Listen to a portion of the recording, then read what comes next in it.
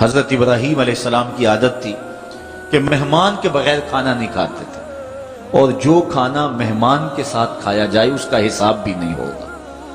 ساری زندگی یہ ان کا معمول رہا ہے۔ ایک دن بھوک لگی، گھر والوں کو کھانا پکانے کا کہا اور خود مہمان ڈھونڈنے نکلے۔ ایک شخص کو جو کہ بوڑھا تھا لے آئے، دسترخوان پہ بٹھایا۔ کھانا جب لگ گیا تو اس کو کہا اللہ کا نام لے کے شروع کرو۔ اس نے کہا میں تو اللہ کو نہیں مانتا۔ آپ نے فرمایا کہ میں تیرے سے کوئی ربط، رشتہ اور تعلق نہیں رکھتا، اللہ ہی کے نام پہ تجھے کھلا رہا ہوں، تو میرے رب کا نام تجھے کم از کم لینا چاہیے۔ اس نے کہا میں تو بتوں کا پجاری ہوں اور روٹی کے چند ٹکڑوں کے لیے اپنے بتوں سے بے وفائی نہیں کر سکتا۔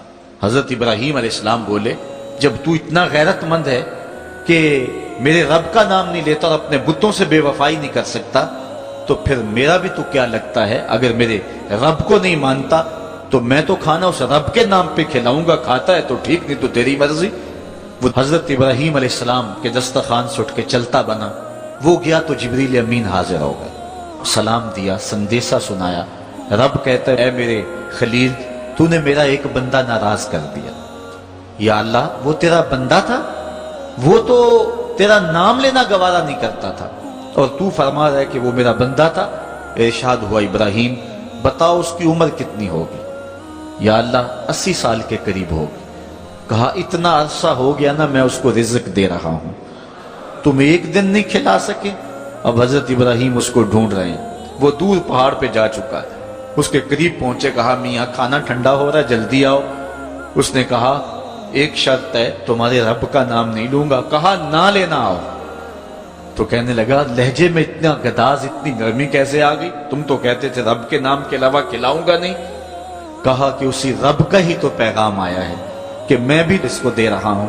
اس نے کہا اگر تیرا رب اتنا اچھا ہے تو کھانا بعد میں کھائیں گے، پہلے اس کا غلام بنا لے مجھ کو۔ تو وہ رب ہے سب کا، ہمارا حق ہے کہ ہم اس کی پوجا کریں۔ تو اللہ تعالیٰ جل شانہ نے ارشاد فرمایا یا ایھا الناس اعبدوا ربکم، اپنے رب کی عبادت کرو۔ ایک تو وہ تمہارا رب ہے، اور پھر الذی خلقکم، اس نے تمہیں پیدا بھی کیا۔ توجہ چاہوں گا، کتنی شان ہے کہ اس نے تخلیق بھی کیا اور پھر اس نے تمہاری تربیت بھی کی۔ جو تخلیق بھی کرے اور تمہاری تربیت بھی کرے، کیا اس کا حق نہیں ہے کہ اس کے حضور سجدہ ریزیاں کی جائیں؟ ساری زندگی انسان ماں کی خدمت کرتا رہے تو بتاؤ ماں کی خدمتوں کا بدلہ دے سکتا ہے؟ ماں کے پیار کا صلہ دے سکتا ہے؟ تو انسان جتنی مرضی خدمت کر کے ماں باپ کو راضی کرنے کی کوشش کرے وہ تو راضی ہوتے ہیں، بلکہ نالائق اولاد کے لیے ماں باپ کی دعائیں اور زیادہ ہوتی ہیں۔ تو انسان ان کی خدمت کا حق نہیں دے سکتا۔ ماں باپ کے اتنے حق کیوں ہیں؟ اس لیے کہ ماں نے بیٹے کو جنم دیا، جس نے جنم دیا ہے اس کے اتنے حق ہیں، تو جس رب نے خلق کیا ہے اس کے کتنے حق ہوں گے؟ جس نے تخلیق کیا ہے، دستے قدرت سے بنایا ہے، تو پھر اس کے کتنے حق ہوں گے؟ تو مجھے بتائیے اس شخص سے بڑا بدبخت کوئی ہو سکتا ہے جو اللہ کے حضور سجدہ ریزی نہیں کرتا؟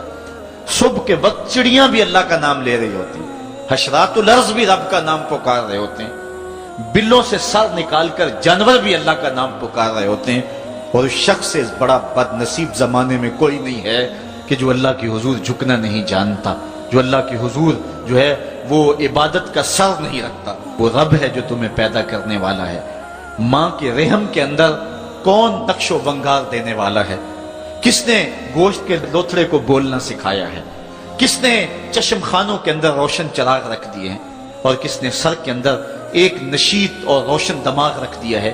کس نے ہاتھوں کو پکڑنے کی قوت دی اور کانوں کو شنوائی کی طاقت دی؟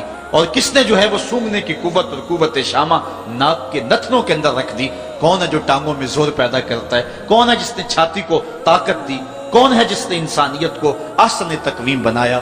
انسان، کیا تیرا حق ہے کہ مسجد کے قریب سے تو گزر جائے اور اللہ کا نمائندہ پکار رہا ہو حیا علی الصلاۃ حیا علی الفلاح، آجا نیکی کی طرف، آجا نماز کی طرف، اور تو جو ہے وہ اس کو سننے کے باوجود گزر جائے؟ ایسا ہو سکتا ہے کہ تو اس کے حضور آئے نہ، حاضر ہی نہ ہو؟ یہ بد نصیبی نہیں تو اور کیا ہے؟ اللہ تعالیٰ جل شانہ ہمیں اپنی عبادت کی توفیق نصیب فرمائے۔